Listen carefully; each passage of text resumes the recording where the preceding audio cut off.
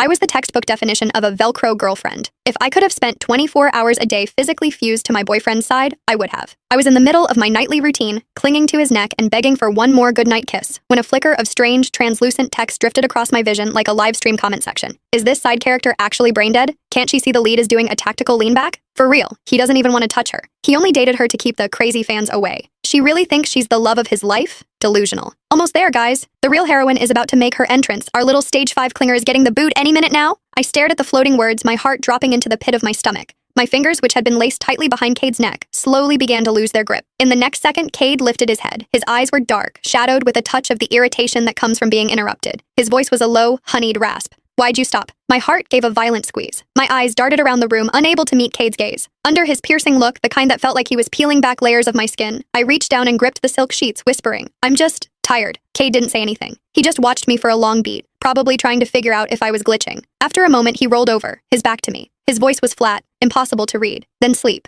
Staring at the broad, cold expanse of his back, I felt like I'd just swallowed a mouthful of ash. It was bitter and suffocating. I sat up and clicked off the lamp. As I lay back down in the dark, the words from that comment kept looping in my brain. I shifted toward the very edge of the mattress, leaving a vast, empty canyon of space between us. I did my absolute best to stay as far away from Cade as possible. I didn't dare press against him like a heat-seeking missile the way I usually did. Maybe if I stopped being so much, I thought, he'll hate me a little less. In the silence, I heard his steady, rhythmic breathing, but my mind was miles away. To be honest, it wasn't like I hadn't noticed. I wasn't that blind. Cade had always been lukewarm. Whenever I tried to get close, I felt that split second of tension in his frame, a subtle rigidity. But I loved him so much it made me stupid. I wanted to be his shadow, his accessory, his constant. Cade never complained out loud. But looking back, those tiny furrows between his brows, the way his jaw tightened, they were all flashing red lights. He didn't want this. I'd just been playing dumb. I'd lied and told him I was scared to live alone just so I could move into his place. Then I'd pushed for more, invading his bedroom until I was a permanent fixture, wrapping my limbs around him every night like an octopus. He hadn't kicked me out, sure, but his first instinct was always to resist. I'd just been so desperate to be with him that I'd filtered out the truth. Now it seemed the comment was right. The air in the room felt heavy. I tossed and turned until the early hours of the morning, finally drifting into a fitful sleep. When I woke up, I realized I was curled into Cade's chest, my right arm locked firmly around his waist. His chest rose and fell in a slow, steady rhythm. After a few seconds of frozen realization,